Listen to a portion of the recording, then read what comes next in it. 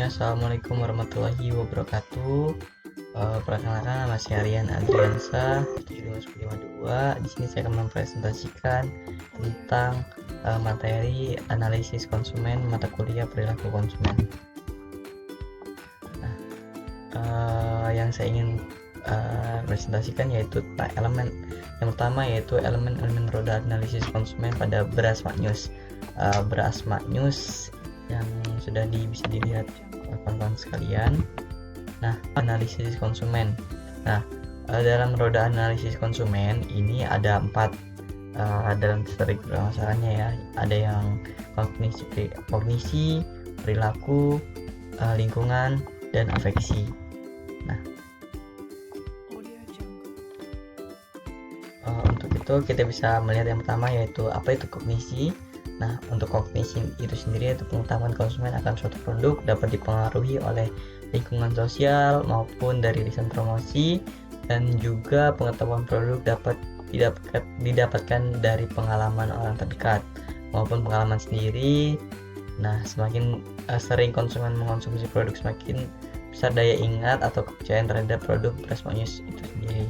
Nah, ini dapat dirasakan oleh teman-teman sekalian sendiri dan dapat dirasakan juga dari orang lain, bagaimana sih rasa dari beras ini itu sendiri, apakah baik atau tidaknya.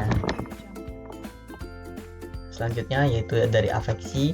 Dari afeksi itu yaitu sikap yang timbul ketika konsumen merasakan emosi tertentu seperti keadaan membutuhkan produk bahan pokok, bahan pangan, dan lapar. Jadi dari beras maknyus ini sendiri sangat diminati gitu oleh konsumen. Jadi kebutuhan yang harus dipenuhi oleh konsumen ini yaitu beras maknyus ini sendiri.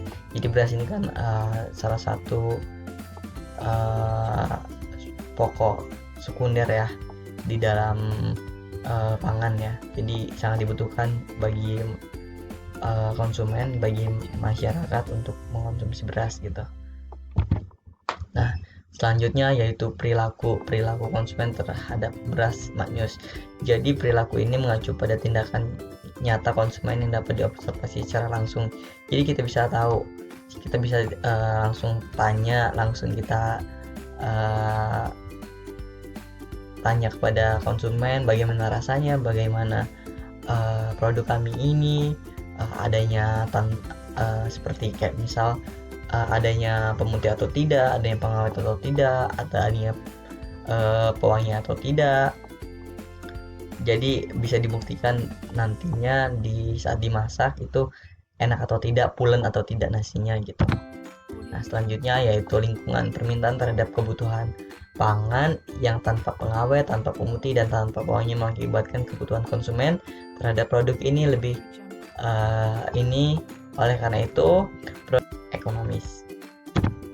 Nah, untuk strategi pemasarannya sendiri kami melakukan dengan cara 4P. Yang pertama yaitu produk, price, place, and promotion. Oke, yang pertama yaitu produk. Nah, produk itu sendiri produk yang diusung yaitu produk beras, yaitu dengan merek maknyus ya. Ini diproduksi oleh PT Indo Beras Unggul selaku anak perusahaan PT 3 Pilar Sejahtera Food Tbk Aisyah. Nah, dalam produk kami memiliki beberapa kompetitor ya. Yang pertama itu Chun, ada Rojolele, ada kelapa, beras, dan lain-lain. Nah, untuk harga sendiri kami melakukan harga insya Allah bisa terjangkau. Juga kami ingin melakukan seperti adanya nanti diskon-diskon yang kami akan hadirkan gitu, yang bisa dihadirkan di maknyus merek beras ini itu sendiri agar masyarakat lebih bisa terjangkau gitu kan. Nah, selanjutnya yaitu ada tempat yang kami lakukan itu kami biasanya berada di dekat pasar, supermarket, dan warung. Nah, Untuk promosi itu sendiri, karena PT Indoberas Unggul ini anak dari usaha PT 3 Pilar Sejahtera Food Tbk, jadi melakukan promosi melalui TV, poster, pamflet, majalah, koran, dan berbagai macam media lainnya. Nah, untuk selanjutnya yaitu langkah pengambilan keputusan konsumen.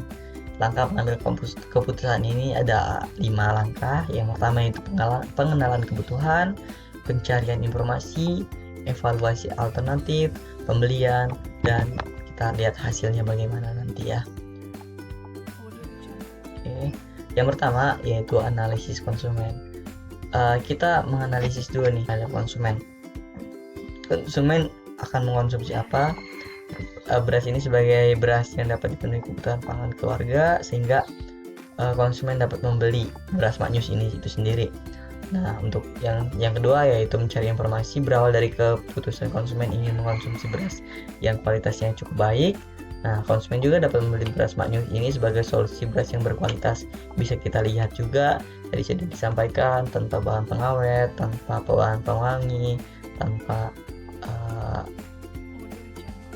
bau dan lain sebagainya, yaitu beras juga terhadap bisa pulen, kualitas dan rasanya tentunya ya. Nah, untuk selanjutnya yaitu kita melihat evaluasi alternatifnya.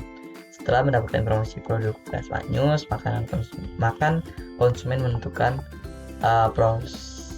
berapa kilo beras yang akan dibeli. Konsumen akan menentukan yang mana yang terbaik, misal dari sisi harga yang terjangkau gitu.